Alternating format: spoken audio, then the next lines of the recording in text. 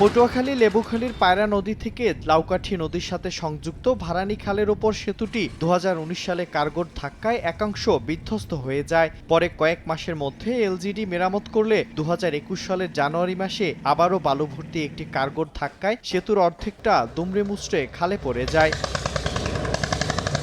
এরপর দীর্ঘ 5 বছরেও সেতুটি পুনর্নির্মাণ না হওয়ায় খেয়া নৌকায় যাতায়াত করছেন দুই পারের বাসিন্দারা। এমনকি মাঝে মাঝে খেয়া নৌকা না থাকায় চরম ভোগান্তিতে পড়েন শিক্ষার্থী সহ এলাকাবাসী। বিশেষ করে ছাত্রছাত্রী পারাপারে তো অনেক সমস্যা হয়। এই বৃষ্টির জন্য আমাদের দুপারের মানুষের অনেক দুর্ভোগ হচ্ছে।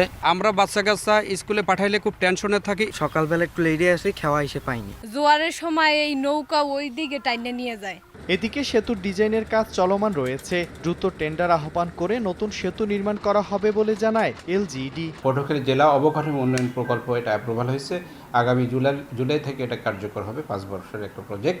এই প্রজেক্ট জুলাইয়ের পরের থেকে এটা অনুমোদন হবে, টেন্ডার সম্পন্ন হবে, তারপর ঠিকাদার কাজ করবে। প্রতিদিন এই সেতু দিয়ে কয়েক হাজার মানুষ যাতায়াত করে। সময় সংবাদ, পটুয়াখালী।